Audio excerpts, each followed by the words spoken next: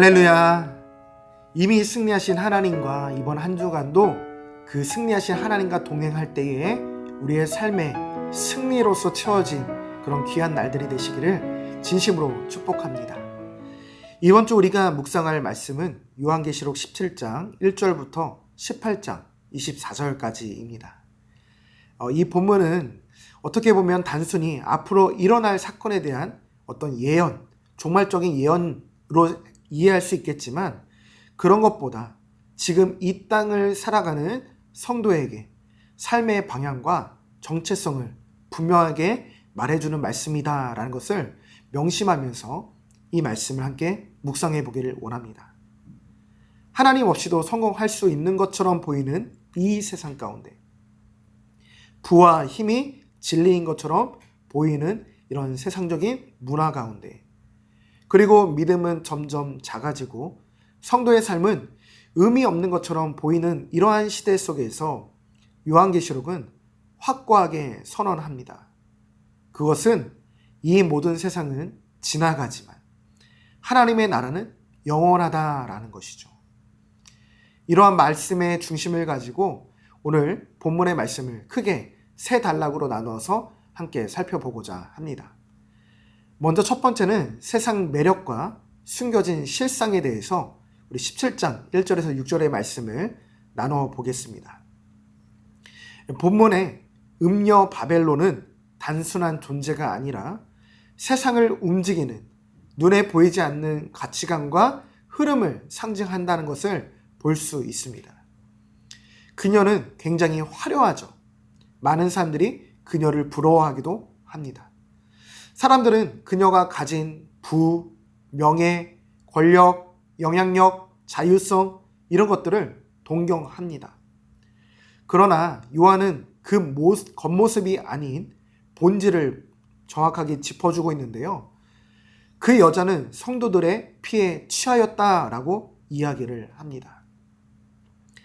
즉, 그 화려함은 단순한 삶의 성공이 아니라 하나님 없이 살아가려는 욕망, 성도를 미혹하는 문화, 그리고 믿음을 타협하도록 만드는 세상의 영적 흐름이라는 것입니다.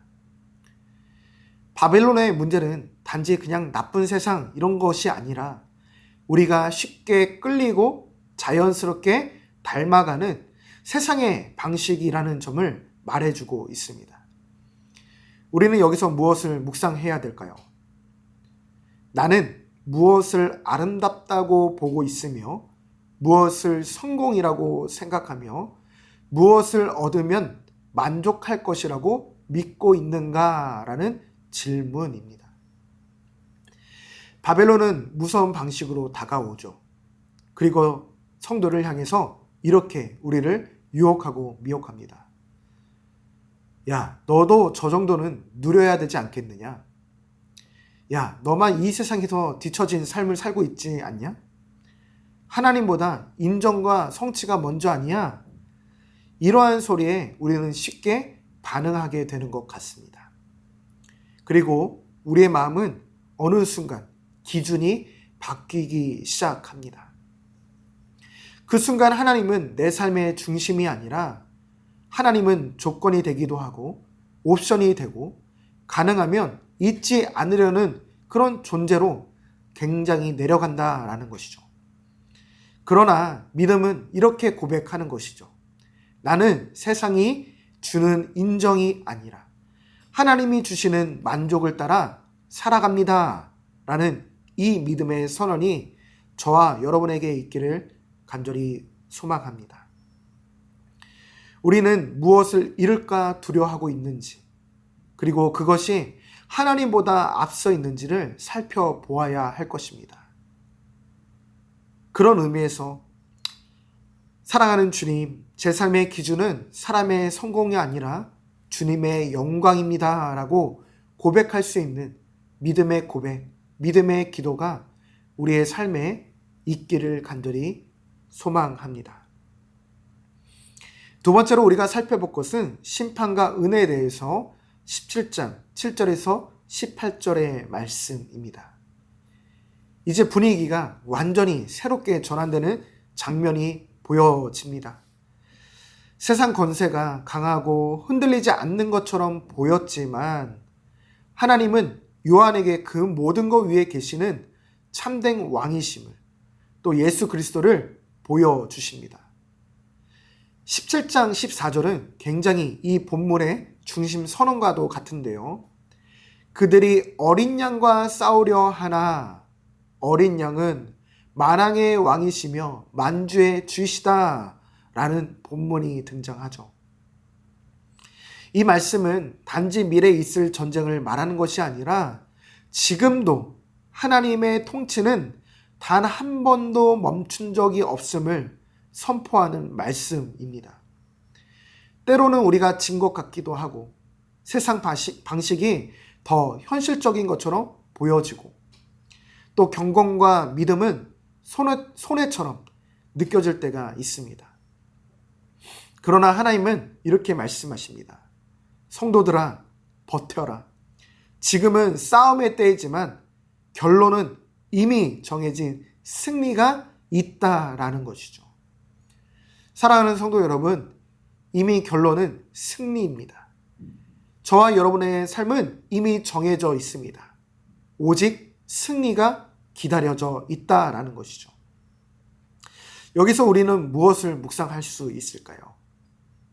우리의 두려움은 종종 눈에 보이는 현실이 너무나 커 보이거나 신앙의 길이 너무 작고 연약해 보이기 때문에 우리는 종종 이 현실 앞에서 두려워하고 있는 것 같습니다. 그러나 하나님은 저와 여러분에게 이렇게 물어보십니다. 너의 두려움이 크냐? 아니면 내가 크냐라고 물어보십니다. 때로는 믿음이 위축되고 기도가 의미 없는 것처럼 보일 때가 있는 것 같습니다. 하지만 그때가 바로 하나님을 신뢰해야 할 순간이라는 것이죠. 하나님의 침묵은 부재가 아니라 준비이고 하나님의 지연은 포기가 아니라 완성의 과정입니다. 오늘 하루 중 여러분 안에 두려움, 걱정, 근심이 올라오는 순간이 있을 것입니다. 그러나 그것이 인식될 때에 우리가 그 순간 잠시 멈추고 이러한 고백을 해보았으면 좋겠습니다. 하나님, 이 상황보다 크신 분은 주님이십니다. 제가 주님을 바라보길 원합니다. 여러분, 이러한 고백 가운데 승리하시는 귀한 날이 되시기를 간절히 축복합니다. 마지막 세 번째는요, 무너지는 소리와 남는 것에 대해서 우리 18장 1절에서 24절을 살펴보겠습니다. 이제 본문은 점점 더 클라이막스를 향해서 달려가고 있습니다. 여러분, 바벨론, 그 견고해 보이던 시스템, 영원할 것 같던 이 세상의 문화, 사람들이 의지하던 모든 가치가 무너지게 됩니다. 그러면서 성경은 무너졌다, 무너졌다, 큰 성 바벨론이여 라고 선언합니다. 그리고 그 다음에 등장하는 장면들이 특별한데요. 왕들은 권력의 붕괴에 울고 있습니다. 상인들은 이윤과 시장의 사라짐에 대해서 울고 있죠. 해상업자들은 이 가능성과 문명의 상실에서 울부짖고 있습니다. 그러나 이와 대조적으로 하늘에서는 전혀 다른 반응이 들려옵니다. 그게 18장 20절의 말씀인데요. 성도들아 기뻐하라 라는 장면입니다. 왜입니까? 성도가 바라보던 세상이 사라진 것이 아니라 거짓된 세상 질서가 무너지고 진짜 세계, 하나님의 나라가 드러나기 시작했기 때문입니다. 사랑하는 성도 여러분, 여기서 우리는 무엇을 묵상할 수 있을까요? 우리는 이러한 질문을 가져보면 좋을 것 같습니다. 내가 기대는 기둥은 무너지면 끝나는 것인가? 아니면 무너져도 나를 지킬 수 있는 것인가? 많은 사람들은 안정과 평안을 환경과 결과에서 찾습니다. 그래서 가진 것이 흔들리면 마음도 무너지게 되는 것 같습니다. 그러나 참된 평안은 성취가 아니라 하나님과 동행해서 오는 것입니다. 참된 평안은 내가 가진 어떠한 소유에서 오는 것이 아니라 나의 삶의 주인이 누구인가에서 결정되는 것입니다. 사랑하는 성도 여러분, 오늘 하루 중 이것만 있으면 괜찮을 것 같다라고 느끼는 마음을 발견해 보았으면 좋겠습니다. 그것이 하나님보다 앞서 있다면 내려놓아야 할 우상이 아닐까요? 여러분, 우리 모두가 우리의 삶의 기반을 바벨론이 아니라 하나님의 나라 위에 둘 수 있는 그런 하나님 중심의 삶이 되기를 간절히 축복합니다. 끝으로 우리 공동 기도의 제목을 보시면서 함께 한 주간 기도하시면서 오늘도 말씀으로, 내일도 말씀으로, 매일 말씀으로 승리할 수 있는 그런 시간이 되기를 간절히 축원합니다.